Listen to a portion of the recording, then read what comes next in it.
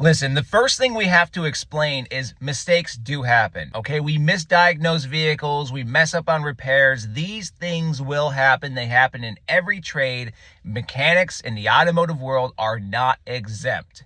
So vehicles will occasionally come back. I've had them come back same day, 5-10 minutes later for the exact same issue.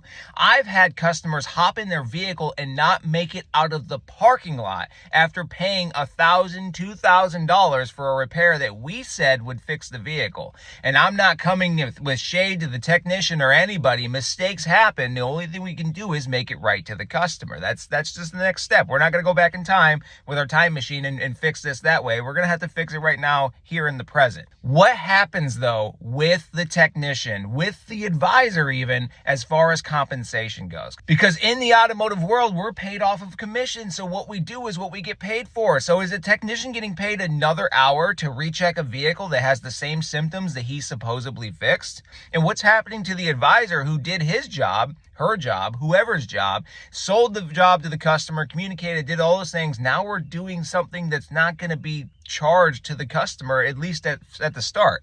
Let me explain how I went through the comeback process before we get into that nitty gritty. When a customer came back, I would verify that they're having the exact same symptom that we supposedly were there to fix. If I can verify that the exact same symptom is existing in the vehicle, I tell the customer we'll look at the vehicle, we won't charge you diagnostics. However, if we find in the vehicle that we did something wrong, we will take care of it. You will have a fixed vehicle back in your hands as soon as we can.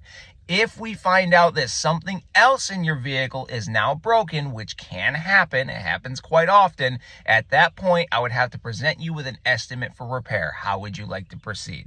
That way the customer's expectations are set. I feel that's generally fair to the technician. I want the technician to be paid for everything, even rechecks, but we have to understand that in the automotive world, as it is right now, how flat rate works, we can't always do that. If we want to pay them internally, we can do that, but don't let it affect the advisor's pay, because guess what? The advisor's not getting paid either way. We never talk about that though. We never do talk about that. But listen, that's how really a comeback situation generally should go, in my opinion. While I want everyone to be paid, we should be doing a recheck on that vehicle. Once we recheck that vehicle, if it's something new, we'll sell that repair to the customer. If it's something we did, we'll take care of that without the customer having to pay for it. If you want to pay your technician internally, go ahead and do that, but don't let it affect your advisor's pay, because that used to happen to me.